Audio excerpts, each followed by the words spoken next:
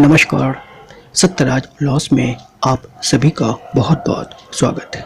आज का टॉपिक है अकम्प्लिस और को अक्यूज्ड में क्या अंतर है, अर्थात कि राज साक्षी और सह अपराधी में क्या अंतर है। इससे संबंधित प्री, मेंस और इंटरव्यू से संबंधित सारे टॉपिक को कवर करते हुए इस वीडियो को बनाया गया हुआ है। तो चलिए फ्रेंड्स, स्लाइड्स पर चलते हैं और इसे और अच्छे से समझने का प्रयास करते हैं। आगे बढ़ने से पहले एक प्रश्न को लेते हैं जो आपके समक्ष है, और ये question Uttar Pradesh higher judicial services में पूछा जा चुका है, यानी एविडेंसरी वैल्यू ऑफ अ को accused and accomplish in the evidence act, यानी कि सह अपराधी और राज साक्षी का साक्ष्यिक मूल्य साक्ष्य अधिनियम 1872 के अंतर्गत क्या क्या है उसके बारे में हमें बताना है। तो चलिए फ्रेंड्स, इसके आंसर को ढूंढने का प्रयास करते हैं। जनरली को अक्यूज्ड और अकम्प्लिस में कोई खास अंतर नहीं होता है, यानी कि राज साक्षी और सह अपराधी में कोई खास अंतर ऐसे आम भाषा में देखा जाए तो कोई अंतर दोनों में नहीं होता है। लेकिन जहाँ तक लीगल टर्म्स की बात है, वहाँ पर इन दोनों में काफ़ी अंतर है। इसके सिवाय कि दोनों का ट्रायल भी अलग अलग चलता है, जबकि दोनों ही सह अपराधी हैं। एक सह अपराधी जो कि को अक्यूज्ड है वो सेक्शन 30 से गवर्न हो रहा है, और यहाँ अकम्प्लिस जो है सेक्शन 133 से गवर्न हो रहा है, और दोनों का साक्ष्यिक मूल्य भी अलग अलग है, और दोनों का महत्व इंडियन एविडेंस एक्ट के अंतर्गत और even the trial for any offence में भी इन दोनों का योगदान अलग अलग होता है। ठीक है फ्रेंड्स, तो पहले सह अपराधी यानी को अक्यूज्ड को देखते हैं, जो कि section 30 of the Indian evidence act 1872 में डिफाइन किया हुआ है, जिसमें कहा गया है कि अगर सह अपराधी का एक साथ ट्रायल चल रहा है किसी अपराध के लिए, ठीक है, और उनमें से कोई भी एक व्यक्ति अगर उस संबंधित अपराध से रिलेटेड कोई भी बातें, चाहे वो अबेटमेंट का हो, अटेम्प्ट टू कमिट का हो, या किसी भी तरह से अपराध करने से संबंधित कोई कन्फेशन या संस्वीकृति करता है, तो वो संस्वीकृति एक व्यक्ति के द्वारा किया गया है वो दूसरों के लिए इस्तेमाल किया जा सकता है। यानी न्यायालय जो है वो संस्वीकृति को दूसरे सह अपराधी के खिलाफ इस्तेमाल कर सकती है या उस पर इस्तेमाल करने का विचार कर सकती है।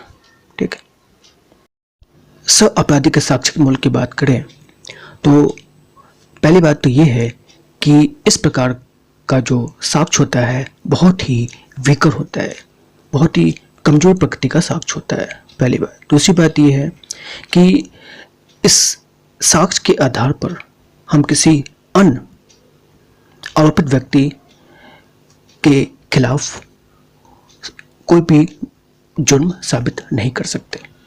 ठीक है, क्योंकि ये साक्ष्य के आधार जो है सिर्फ न्यायालय को मदद करती है अपने निष्कर्ष पर पहुंचने में, यानी कि इसके आधार पे न्यायालय अच्छे से अपने जजमेंट को दे सके, अपने फैसले को सुना सके, सिर्फ उसकी मदद करता है, यानी सिर्फ सपोर्ट करता है। ठीक है, और तीसरी बात यह है कि ये जो भी साक्ष्य सेक्शन 30 में सह अपराधी के द्वारा प्राप्त होता है वो देखा जाए तो एक बहुत ही विकर प्रकार का साक्ष्य इसलिए कहा जाता है क्योंकि न तो ये शपथ पे दिया गया होता है, ठीक है, न ही जो अन्य सह अपराधी है उसके समक्ष दिया गया है, और तीसरी बात यह है कि इसका क्रॉस एग्जामिनेशन भी नहीं हो सकता।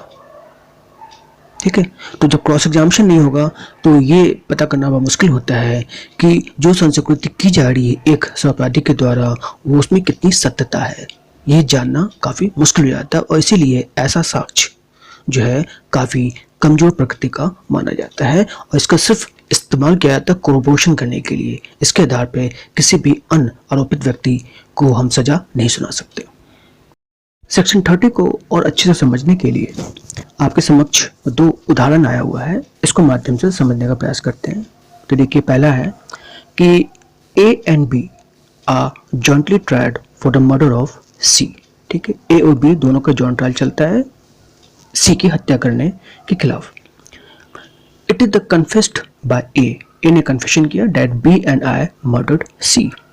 ठीक है, अब A ने जो ये कन्फेशन संस्कृति दी है कि B और A दोनों मिल करके C की हत्या किया है, तो कोर्ट जो है ऐसे कन्फेशन को B के खिलाफ सिर्फ पुष्ट करने के लिए, संपोषण करने के लिए इस्तेमाल करेगी, इससे ज़्यादा कुछ नहीं करेगी। ठीक है, अब दूसरा एग्जाम्पल देखिए, A and B are being jointly tried for murder of C।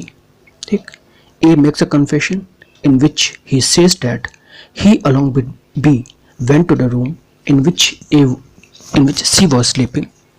He stood at the door as he felt nervous and B went inside and shot dead C। ठीक है, अब ये कन्फेशन ए के द्वारा हो रहा है कि उसने हत्या तो नहीं की लेकिन साथ में गया था और हत्या बी ने की है, वो दरवाजे पे खड़ा रहा। ठीक, अब ये जो स्टेटमेंट है इसमें भी कोर्ट सिर्फ ऐसे कन्फेशन को बी के खिलाफ सिर्फ संपोज करने में यानी पुष्ट करने में इस्तेमाल करेगी, लेकिन कन्विक्शन में, बी के कन्विक्शन में ऐसे कन्फेशन का इस्तेमाल नहीं होगा। ठीक है, जब तक कि अदर एडिशनल इंडिपेंडेंट एविडेंसेस से कॉर्पोरेट ना करा लिया जाए। ठीक है, यानी कि जो साक्ष्यक मूल है स्वअपराधी का वो सिर्फ इतना ही है कि वो सिर्फ अन्य साक्ष्य को संपोष करने में काम आता है, इससे ज़्यादा कुछ नहीं है। ठीक है, अब देखिए कुछ इंपॉर्टेंट केस लॉ है आपके समक्ष। सबसे पहला है Bhavani Shahu versus emperor 1949 privy council. दूसरा है सबसे इंपॉर्टेंट केसेस में इंडियन लॉ के हिसाब से Kashmira Singh versus MP 1952 supreme court, Ravindra Kumar Pal alias Dara Singh versus union of India 2011 supreme court. ठीक है, इस सारे में एपेक्स कोर्ट ने हेल्ड किया है कि जब भी जॉइंट ट्रायल में कोई भी स्वअपराधी द्वारा संस्वीकृति की जाती है, ठीक है, तो वो संस्वीकृति सिर्फ कोरोबोरेटिव एविडेंस यानी संपोषक साक्ष्य की तरह इस्तेमाल होगा, इससे ज़्यादा कुछ नहीं है। लेकिन और भी उन्होंने बता दिया है कि इसके आधार पर हम किसी अनारोपित व्यक्ति की अपराध की सजा को तय नहीं कर सकते, न ही किसी को अपराधी घोषित कर सकते हैं, जैसा कि सेक्शन 3 में साफ साफ दिया हुआ है कि ये एविडेंस सिर्फ कोरोबोरेटरी एविडेंस की तरह इस्तेमाल होगा, इससे ज़्यादा कुछ नहीं। अब अकम्प्लिस को देखते हैं, यानी राज साक्षी, जो कि सेक्शन 133 में इनके बारे में जिक्र किया हुआ है। ठीक है, इस सेक्शन को 114 इलिस्ट्रेशन बी, ठीक है, 156 इलिस्ट्रेशन सेकंड पार्ट और section 306 of the criminal procedure code के साथ आप जब पढ़ेंगे तो काफ़ी कुछ क्लियर हो जाएगा कि अकम्प्लिस कौन होते हैं। ठीक है, बाकी मैं और कुछ समझाने का यहाँ प्रयास करता हूँ। तो जैसा इसका वर्डिंग है 133 का कि ही shall be a competent witness against an accused person, किसी भी आरोपित व्यक्ति के खिलाफ ये एक सक्षम साक्षी की तरह इस्तेमाल होता है। क्यों? क्योंकि ये एक ऐसा व्यक्ति है जिसने अपराध में अपने आप को सम्मिलित किया, ये और इसके अदर जो साथी हैं मिल करके अपराध किए हैं, लेकिन आज सिर्फ इस अश्योरेंस पे, अश्योरेंस किसने दिया है? प्रोसिक्यूशन ऑफिसर ने दिया हुआ है with the consent of session court, कि अगर उसने सच सच पुलिस को बता दिया, प्रोसिक्यूशन ऑफिसर को बता दिया कि अपराध कैसे हुआ है, तो वो राज्य साक्षी हो जाएगा, यानी कि स्टेट विटनेस हो जाएगा और उसकी सजा को माफ़ कर दी जाएगी, जहाँ as decided by the session court. ठीक है, पहली बात। लेकिन शर्त यह है कि उसकी सजा माफ़ तभी होगी जब वो सारी घटना का क्रमानुसार सच सच बताएगा, और अगर किसी भी स्टेज पे पता चलता है कि वो झूठ बोल रहा है तो जो अपराध किया है वो तो सजा मिलेगा ही मिलेगा। अलग से 194 और 195 of the Indian penal code, यानी कि फॉल्स एविडेंस और फैब्रिकेटिंग एविडेंस देने के खिलाफ भी इसके खिलाफ अलग से एडिशनल चार्ज लग जाएगा। तो इस अश्योरेंस पे कि वो सच जो कुछ बोलेगा सच सच बोलेगा और ये सब अपराधी था, अपराध में शामिल था, इसलिए ये कहा जाता है कि ये एक सक्षम साक्षी है और ये सही जानकारी दे सकता है because he himself is a I witness of the offence. और ये भी आपको बताता चलो कि जो द वर्ड अकम्प्लिस है वो कहीं भी इंडियन एविडेंस एक्ट में डिफाइंड नहीं किया हुआ है, ठीक है। और साथ में एक बात और बता दें कि सेक्शन 114 में रजिस्ट्रेशन ए में साफ साफ कहा गया है कि इसकी क्रेडिट को हम तब तक बहुत ज़्यादा भरोसा नहीं कर सकते जब तक कि इसके साक्ष्य को इंडिपेंडेंट एविडेंसेस से संपोषक न करा लिया जाए। क्यों? क्योंकि ये सहअपराधी था, हो सकता है अपनी सजा कम कराने के चक्कर में झूठ भी बोल दे और किसी को फंसा दे, ठीक है। तो इस बात को अश्योरेंस कर लेने के बाद कि हाँ इसका साक्ष्य जो है अनसंपोषक साक्ष्य से भी कोरोबरेट हो रहा है, तभी इसके साक्ष्य के आधार पर हम अन आरोपित व्यक्ति को सजा दे सकते हैं। अब सवाल ये है कि राज साक्षी बनाने की जरूरत क्यों पड़ गई। याद रखिएगा, अकम्प्लिस हो, राज साक्षी हो या अप्रूवर हो, ये तीनों एक ही वर्ड है, एक ही लोगों के लिए इस्तेमाल होता है, ठीक है। तो जब प्रोसिक्यूशन ऑफिसर को या पुलिस ऑफिसर को बहुत कोशिशों के बाद, बहुत थोरो इन्वेस्टिगेशन करने के बाद भी जब अप्रोप्रिएट एविडेंस नहीं मिल पाता और ये साबित करने में नाकाम रहते हैं कि कोई अपराध कैसे घटित हुआ है, ठीक है, तो फिर वो क्या करते हैं कि जितने लोग मिलकर अपराध किए होते हैं उनमें से एक सक्षम व्यक्ति को चुनते हैं और उससे कन्विंस करने की कोशिश करते हैं कि भाई अगर तुमने सच सच बता दिया कि ये अपराध कैसे घटित हुआ है तो तुम्हें 306 CRPC के अंतर्गत तुम्हारी सजा को माफ़ कर दी जाएगी। कंडीशन ये है कि तुम्हें अपराध की सच घटना तुम्हें बताना होगा, ठीक है। और जब वो ऐसा व्यक्ति कन्विंस हो जाता है तो ऐसे व्यक्ति को हम अप्रूवर कहते हैं, राज साक्षी कहते हैं या अकम्प्लिस कहते हैं, ठीक है। याद रखिएगा कि ऐसे व्यक्ति को तब तक सजा माफ़ नहीं की जाती जब तक कि सच अपराध की हर एक घटना का जिक्र वो ना कर दे। वो अगर वो करने में नाकामयाब होता है या झूठ बोलता है तो उसे 193 या 194 या 195 of the Indian penal code के अंतर्गत परजुरी के मामले में भी अलग से अपराध उसके खिलाफ चलाया जा सकता है, ठीक है। तो इसलिए राज साक्षी की जिम्मेदारी भी बढ़ जाती है। अगर वो नहीं कर पाया तो फिर तो सजा है ही है। इसलिए अप्रूवर और राज साक्षी की जरूरत हमें इसलिए पड़ती है जिससे कि हम समाज में लॉ एंड ऑर्डर को मेंटेन करें और किसी घटित अपराध को हम रोके और उसको करने वाले को सख्त से सजा दे, नहीं तो यह अपराध रुकेगा नहीं। देखो, अकम्प्लिस का साक्ष्य मूल की अगर बात करें तो ऐसा साक्ष्य जो है वो सारभान साक्ष्य होता है, यानी सब्सटेंटिव पीस ऑफ एविडेंस होता है, क्योंकि ये शपथ पे दी हुई होती है, पहली बात। दूसरी बात, ये अन्य जो आरोपित व्यक्ति उसके समक्ष ये दिया जाता है और इसका क्रॉस एग्जामिनेशन भी हो सकता है। तो याद रखिएगा, जब भी ऐसा कोई साक्ष्य जो शपथ पे दी जाती हो और उसका क्रॉस एग्जामिनेशन हो रहा हो तो इसका मतलब है कि वो साक्ष्य काफ़ी रेलेवेंट है, रिलायबल है और ट्रस्ट वर्दी होता है, ठीक है। दूसरी बात ये है कि इसको हम कन्विक्शन का आधार बना सकते हैं, बस प्रिकॉशन इतना लेना होगा जो सेक्शन 156 में दिया हुआ है कि इसको अदर इंडिपेंडेंट एविडेंस से कोरोबोरेट कराना आवश्यक है, ठीक है। क्यों? संभावना ये है कि सिंस ये राज साक्षी है, राज का विटनेस है ये, तो हो सकता है कि राज के फेवर में ये कुछ गलत साक्ष्य भी दे दे और अन्य अपराधियों के खिलाफ जो है ये गलत साबित हो सकता है। इसलिए जब तक ये संपोषक न हो जाए इसको as a basis for conviction for other co-accused should not be used.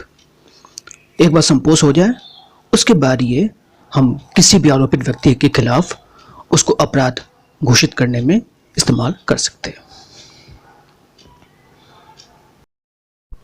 Accomplish से संबंधित कुछ केस लॉ है जो आपके समक्ष आ रहा है। उससे पहला है Rameshwar son of Kalyan Singh versus Rajasthan 1957 supreme court.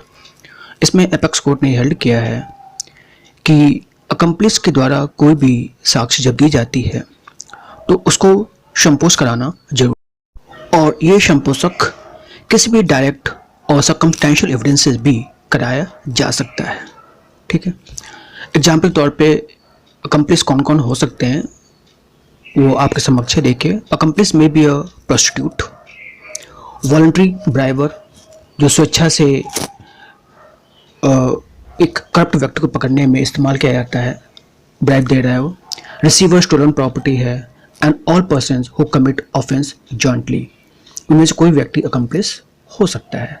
लेकिन याद रखिएगा, नेक्स्ट पॉइंट में ऐसे व्यक्ति अकम्प्लिस नहीं होते हैं, जैसे कि प्रोजिक्यूट्रिक्स है, रामेश्वर वस son of Kalyan Singh versus Rajasthan 1957 supreme court में है। इस पे जो भुक्तभोगी है, जो महिला है, उसको हम उसके ऊपर अगर कोई अपराध होता है तो उसे हम ये नहीं कह सकते कोई अकम्प्लिस है। ठीक है, ब्राइबरी अंडर कंपल्शन, मजबूरी में वो घूस कोई दे रहा है, जैसे राम जन्म सिंह वर्सेस बोहर 1956 में कहा गया है। ठीक है, कोई स्पाई है, पुलिस ने एजेंट लगा रखा है, जासूस डिटेक्टिव है, ट्रैप विटनेस है, मतलब कुछ ऐसे लोगों को इन्वॉल्व किया गया है जिससे कि जो असली अपराधी है उस तक पहुंचा जा सके, उसको पकड़ा जा सके, इसलिए ट्रैप विटनेस बनाए जाते हैं। कुछ आई विटनेस ऑफ एनी ऑफेंस होते हैं, मुख्य साक्षी होते हैं जिन्होंने स्वतः अपने आंखों से घटना को देखा हुआ है, तो ऐसे लोग अकम्प्लिस नहीं होंगे। अगला केस है state of Uttar Pradesh versus Ballabh Das 1985 supreme court.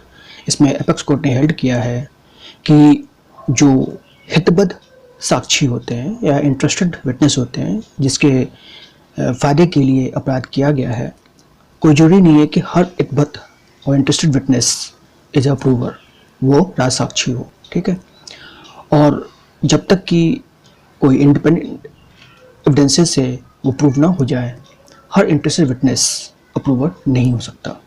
तो इस बात का प्रिकॉशन हमें लेना पड़ेगा। ठीक, दूसरा केस है Bhavani Shahu versus king emperor 1949 privy council, या आर वर्सेस भास्कर बेली वर्सेस किंग बेंच 1916। इसमें ये हेल्ड किया गया है कि जो अकम्प्लिस है वो बहुत ज़्यादा भरोसे के काबिल नहीं होते हैं। इसकी 4 प्रमुख वजह बताई गई है।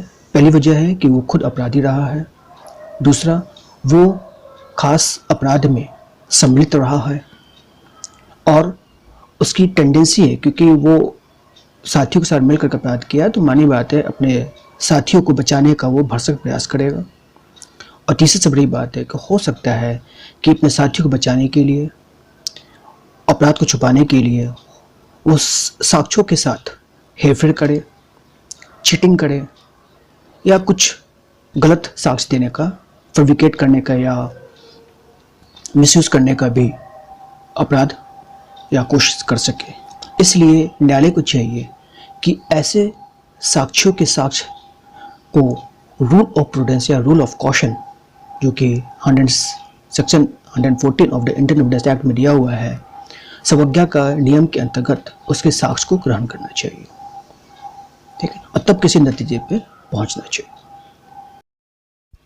अगला केस है R K Dalmia versus Delhi administration 1962 supreme court, and Francis Stanley versus intelligence officer 2007 supreme court. इसमें एपेक्स कोर्ट ने हेल्ड किया है कि रूल ऑफ कॉशन को हमें फॉलो करना चाहिए जब हम किसी अकम्प्लिस के साक्ष्य के आधार पर किसी को सजा दे रहे हों, तो उस समय जरूरी है कि उसके साक्ष्य को संपोषण करा लिया जाए और संवज्ञा के नियम के अंतर्गत उसे हम सही पाएं, तभी हम उसका इस्तेमाल करें। ठीक, अगला केस है Narayan Chetan Ram Chaudhari versus Maharashtra 2000 supreme court. इसमें भी एपेक्स कोर्ट ने हेल्ड किया है कि जो लॉ है अकम्प्लिस से संबंधित, उसे हम दिए हुए 3 आधार पर पहले टेस्ट कर लें, उसके बाद उसका इस्तेमाल करें।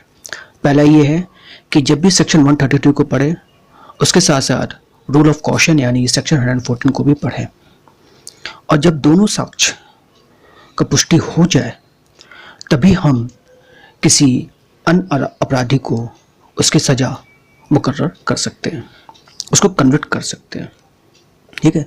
लेकिन ये बात भी सच है कि अगर हम कन्विक्शन न भी कर पाए तो ऐसे साक्ष्य को हम सिर्फ इसी आधार पे गैर कानूनी या इलीगल नहीं कह सकते क्योंकि ऐसे साक्ष्य का संपोषण नहीं हुआ है, ठीक है। दूसरा ग्राउंड ये है कि ये बात सच है कि जितने भी स्टेटमेंट अप्रूवर द्वारा दिया गया हो उसका कोरोबोरेशन जरूरी है, ठीक है।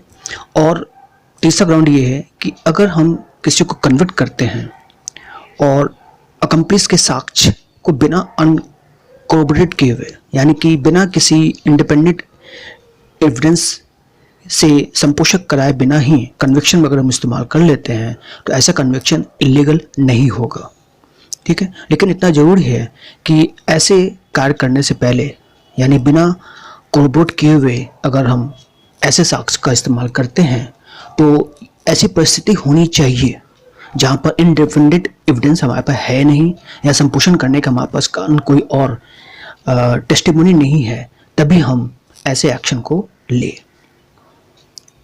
यानी कि अकम्प्लिस के एविडेंस को भी हम can be create a basis for conviction without corroborating from independent evidences only when such circumstances provided। So अगर ऐसी परिस्थिति आ गई है कि हमारे पास कोई अदर अनडिपेंडेंट एविडेंसेस नहीं है तभी हम ऐसा स्टेप फॉलो करें, नहीं तो कोशिश किया जाए कि जितने भी अप्रूवर के साक्ष्य हैं पहले उसको कोरोबोरेट कर लिया जाए, रूल ऑफ प्रूडेंस के आधार पे उसे हम अच्छे से परख लें, उसके बाद ही उसके आधार पे हम किसी भी आरोपित व्यक्ति की सज़ा को मुकर्रर कर सकें।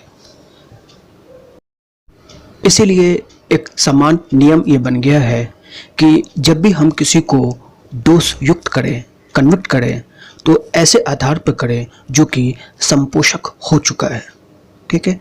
हाँ, हालांकि इसका अपवाद भी है कि हम अकम्प्लिस के साक्ष्य के आधार पर भी हम किसी व्यक्ति को दोषयुक्त कर सकते हैं, भले ही उसके साक्ष्य को हम किसी अन्य स्वतंत्र साक्ष्य से संपोष कराएं या ना कराएं। कराते हैं तो अच्छी बात, ये जनरल रूल है, लेकिन अपवाद के तौर पे संपोषक न होने के बावजूद हम अकम्प्लिस के दिए हुए साक्ष्य के आधार पर किसी आरोपित व्यक्ति की सजा मुकर्रर कर सकते हैं। अब आइए को अक्यूज्ड और अकम्प्लिस में मुख्य अंतर क्या होता है उसको टेबुलर फॉर्म में आपके समक्ष आया हुआ है, उसे समझने का प्रयास करते हैं। तो सबसे पहला अंतर तो ये है कि इसके सेक्शन का है, को अक्यूज्ड का डेफिनेशन सेक्शन 30 में मिलता है और अकम्प्लिस जो है सेक्शन 133। डेफिनेशन नहीं है बल्कि वहाँ से कंक्लूजन निकलता है, डेफिनेशन तो अकम्प्लिस का किसी पूरी एविडेंस एक्ट में कहीं नहीं है, ठीक।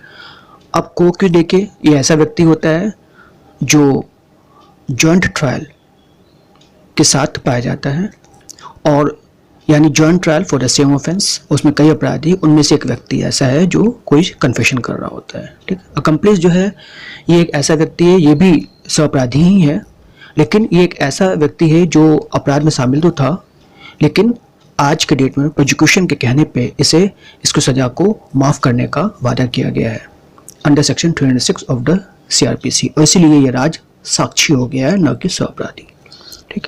दूसरा अंतर क्या है कि जो सह अपराधी होता है वो 313 CRPC में कॉम्पिटेंट विटनेस होता है, ठीक है, और अकम्प्लिस जो है ये भी कॉम्पिटेंट विटनेस है, लेकिन अकॉर्डिंग टू एविडेंस एक्ट के अंतर्गत सेक्शन 133 में, ठीक है। यानी दोनों ही कॉम्पिटेंट विटनेस, सक्षम साक्षी होते हैं, बस फर्क ये होता है कि क्रिमिनल प्रोसीडिंग में कैसे हम इनके दिए हुए साक्ष्य को इस्तेमाल करते हैं वो था डिफरेंट होता है, ठीक है।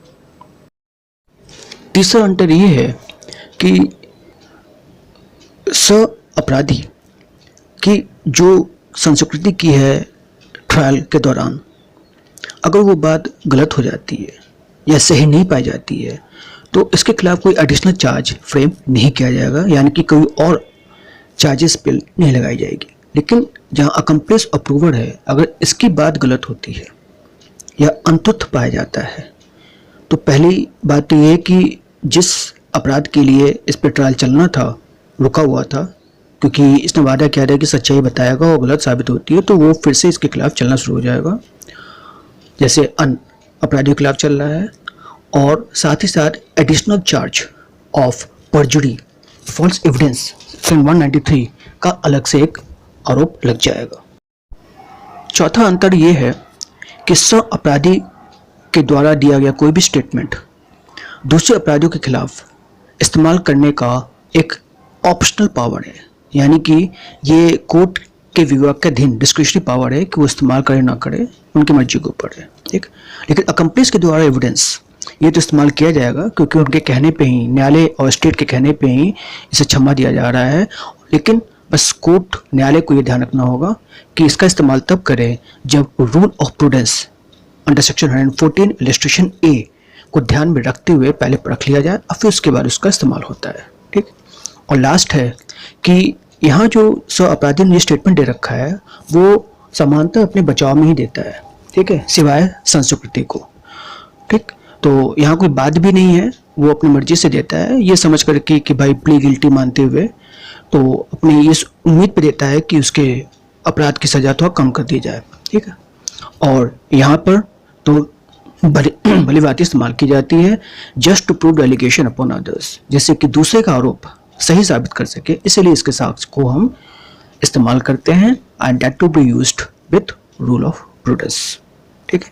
और इसी के क्योंकि ये साक्ष्य देता है इसलिए इसको शपथ पे ले जाता है और अपराधियों के समक्ष ली जाती है और क्रॉस एग्जामिनेशन भी होता है, इसीलिए इसका साक्ष्य रिलायबल भी है और it can be used as a basis for conviction for other co-accused. That's it. ये है आपका main difference between co-accused and accomplice. Thanks for watching this video. अगर वीडियो पसंद आया तो please like, share and subscribe करिए। अगले video पे हम नए प्रश्न के साथ आपके समक्ष प्रस्तुत होंगे। तब तक के लिए जय हिंद, वंदे मातरम।